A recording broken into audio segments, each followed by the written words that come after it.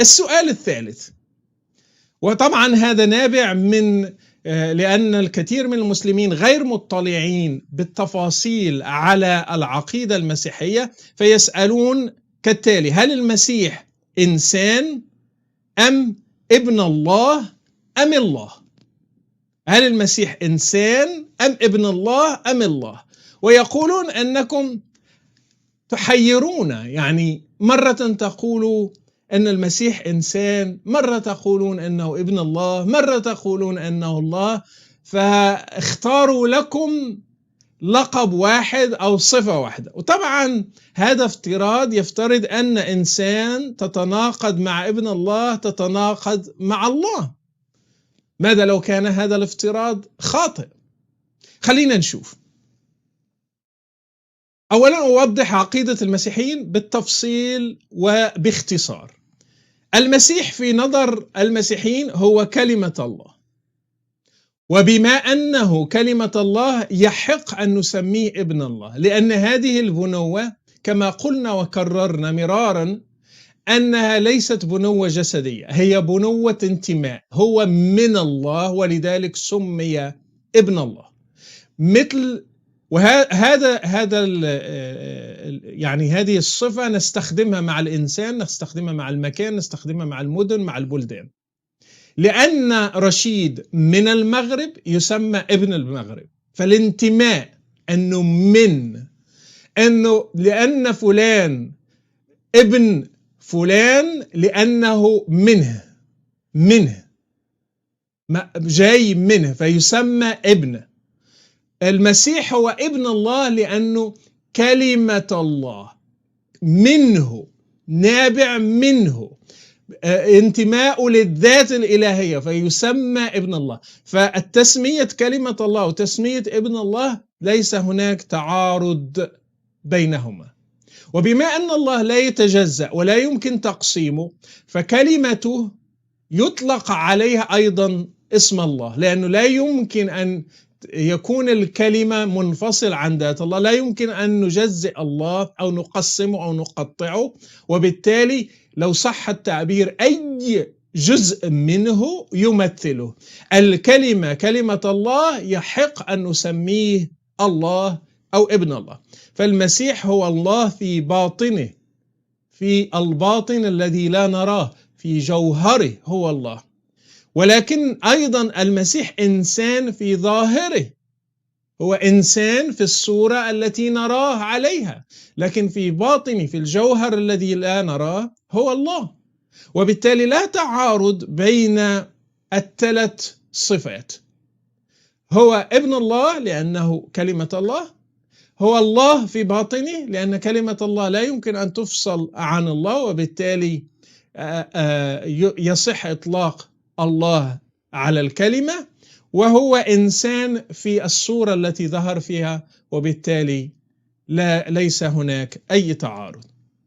هل هناك أدلة؟ طبعا الأدلة كثيرة، أي واحد يقرأ الإنجيل سيجد الأدلة موجودة في كل صفحات الإنجيل، لكن نأخذ بعض المقتطفات. طبعا في إنجيل يوحنا من البداية موجود: في البدء كان الكلمة، المسيح، ولكن في البدء في جوهره، والكلمة كان عند الله، وكان الكلمة الله، لأنه لا يمكن فصل الكلمة عن الله، فالكلمة هو الله. وبعد ذلك يقول كل شيء به كان. لاحظ أنه هذه صفة تختص بالله، وبغيره لم يكن شيء مما كان. إذا ما فيش أي شيء موجود دون الكلمة. والكلمة صار جسدا، هنا أنه صار إنسان، التجسد، وحل بيننا، ظهر في صورة، ورأينا مجده، رأينا مجد الكلمة خارجيا ظاهرا.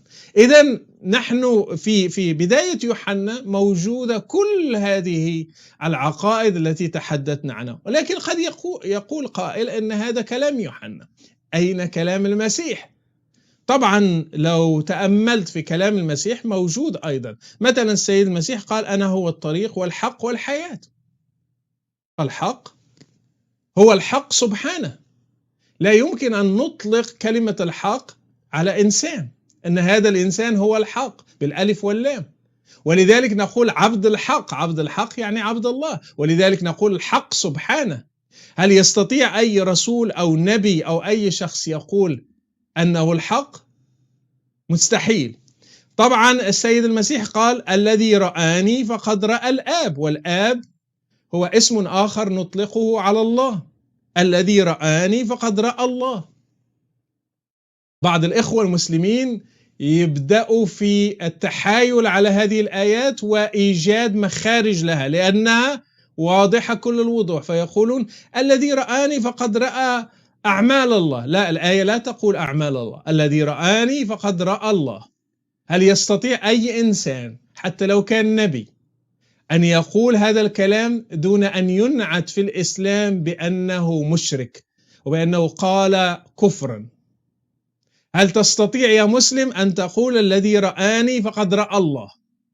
شيخ مثلا زاهد ورع تقي، هل يستطيع أن يقول الذي رآني فقد رأى الله؟ لا يستطيع. إذن بما أنك لا تستطيع وستتهم بالكفر إذا قلت هذا الكلام، إذن المسيح قال بأنه هو الله. أنا في الآب والآب في، قال أنا في الله والله في. تخيل لو جاء مسلم الآن وطلع أمام الناس وقال أنا في الله والله في، سيتهم بالكفر وبالشرك. إذن المسيح اعترف بألوهيته وقالها صراحة، وإلا لماذا ستكفرون شخصا قال أنا في الله والله في؟ إذن هذه الآيات صريحة وواضحة وجلية أن المسيح قال أنه هو الحق سبحانه، وأن الذي رآه فقد رأى الله، وأنه هو في الله والله فيه. ما فيش مجال للشك. تقرأ الإنجيل وتخرج بخلاصة تانية غير أن المسيح قال أنه هو الله. هل المسيح قال أنه ابن الله؟ طبعا. لكن أنا فقط اختصارا للوقت سأذكر فقط يوحنا 9 والآيات 35 إلى 37. لما شفى يسوع الأعمى جاء وقال له أتؤمن بابن الله؟ سأل الأعمى فأجاب وقال من هو يا سيد لأؤمن به؟ فقال له يسوع قد رأيته والذي يتكلم معك هو. الذي يكلمك هو ابن الله. ما محتاجاش تأويل، ما محتاجاش تفسير، ما محتاجاش لف ودوران.